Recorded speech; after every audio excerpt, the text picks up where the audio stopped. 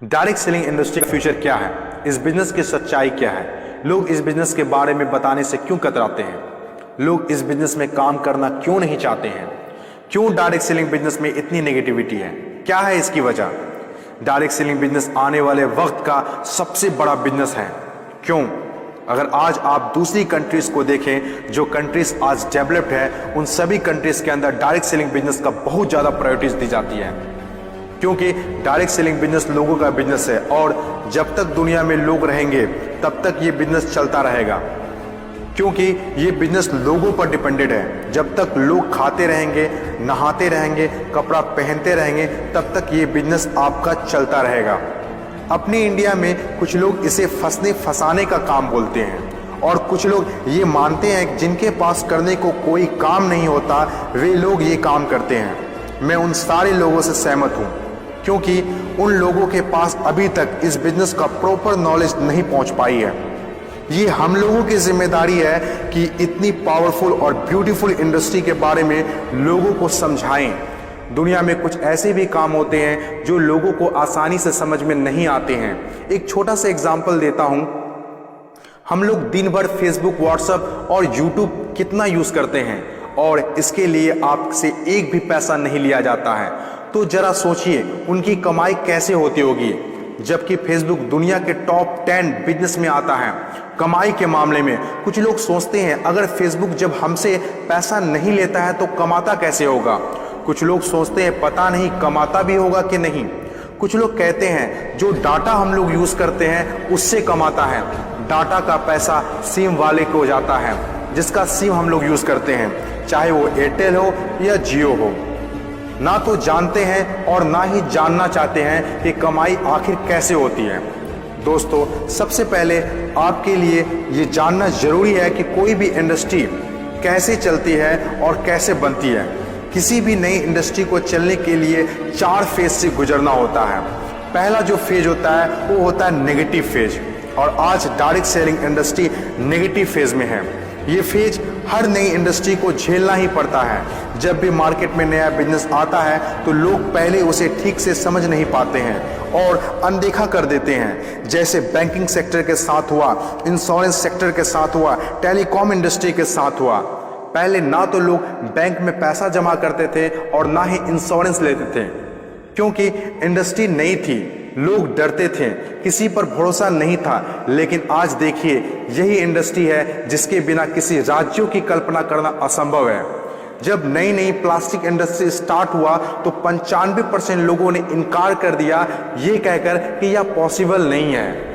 लेकिन उस वक्त भी 5% लोगों को विश्वास था और आज वही 5% लोग दुनिया में आगे हैं। आज हर चीज प्लास्टिक का है, जग हो या बाल्टी, कुर्सी हो या टेबल, खिलौना हो या फ्रेम, यहाँ तक कि डोर भी अब प्लास्टिक के हैं, जो आज से 20 साल पहले किसी ने सोचा भी नहीं था। आज direct selling business negative phase में है, इसीलिए इतनी सारी नेगेटिविटी है। और जब ये पॉजिटिव फेज की तरफ बढ़ता जा रहा है, नेगेटिव फेज में होने के बावजूद भी इस इंडस्ट्री ने कई लोगों की जिंदगियां बदल दी। दूसरा जो किसी भी इंडस्ट्री को फेस करना होता है वो दूसरा फेज होता है पॉजिटिव फेज। ये वो टाइम होता है जब लोगों का इंडस्ट्री के ऊपर ट्रस्ट बढ़ने लगता है, क्योंकि वे आसपास में रिजल्ट देख रहे होते हैं। और जो लोग उस वक्त डायरेक्ट सेलिंग बिजनेस में दिलचस्पी नहीं दिखा रहे होते हैं, अनदेखा कर रहे होते हैं, वे रिजल्ट देखने के बाद दिलचस्पी लेने लगते हैं और आपका काफिला और बढ़ने लगता है, रिजल्ट और बढ़ने लगता है, दिलचस्पी और भी लोगों में बढ़ने लगती है। जैसे बैंकिंग इंडस्ट्री और इंश्योरेंस इंडस्ट्री के साथ हुआ था। बैंकिंग इंडस्ट्री का वैल्यू तब पता चला होगा लोगों को जब किसी का पैसा घर में सुरक्षित नहीं रहा होगा। इंश्योरेंस के वैल्यू तब लोगों को पता चला होगा जब किसी के एक्सीडेंट होने के बाद उसके घर वाले को पैसा मिला होगा। तीसरी जो किसी भी इंडस्ट्री का फेज होता है वो होता है ग्रोथ फेज। जब एक बार लोगों को इंडस्ट्री पर भरोसा होने लगता है तो उनकी ग्रोथ बहुत तेजी से होने लगती है, क्योंकि ऐसे फेज में लोगों को ज्यादा समझाने की जरूरत नहीं होती है। और जब तक कोई कंपनी ग्रोथ फेज में नहीं आती है तब तक लोग उसके साथ जुड़ना पसंद नहीं करते हैं और जैसे कंपनी ग्रोथ फेज में एंटर करती है तो लोग उसके साथ ऑटोमेटिक जुड़ना और काम करना स्टार्ट कर देते हैं। चौथी और आखिरी फेज, हर इंडस्ट्री को इससे गुजरना ही होता है, कंपटीशन फेज। हर एक इंडस्ट्री के अंदर एक वक्त ऐसा आता है जब कंपटीशन बढ़ने लगता है। इंडस्ट्री और कंपनीज की ग्रोथ को देखकर ज्यादातर लोग कंपनी के साथ जुड़ना और काम करना शुरू कर देते हैं। ज्यादातर लोग ज्यादा प्रॉफिट के चक्कर में कंपटीशन होने लगता है, फिर चाहे कोई सेक्टर हो, बैंकिंग सेक्टर हो, टेलीकॉम सेक्टर हो या ऑनलाइन शॉपिंग हो। आज के टाइम पर हर सेक्टर में हाई लेवल कंपटीशन है। ये टाइम हम सब के लिए बेस्ट टाइम है इस इंडस्ट्री को जानने के लिए, समझने के लिए और इसे करने के लिए। According to FICCI, direct selling industry का मार्केट साइज 6000 करोड़ आंका गया है। आज तक जितना हुआ है उसको देखते हुए फिक्की ने डिक्लेयर किया है कि डायरेक्ट सेलिंग बिजनेस 2020 से 25 तक 645 अरब तक की हो जाएगी। आपको इस बात को जानना बहुत जरूरी है कि अमेरिका, ऑस्ट्रेलिया, चीन, जापान, कोरिया और सिंगापुर जैसे बहुत बड़ी बड़ी डेवलप कंट्रीज ने डायरेक्ट सेलिंग बिजनेस को बहुत हद तक अपना लिया है और वहाँ के सिटीजन भी बहुत जागरूक हैं।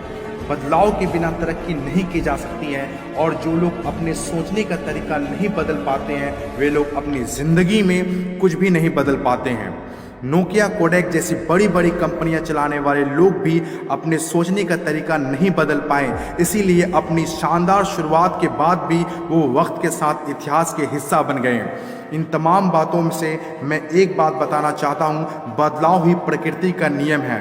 बदलना तो तय है, जो वक्त से पहले बदल गया उनकी ज़िंदगी बदल गई और जिसे वक्त ने बदल दिया उनकी भी ज़िंदगी बदल गई।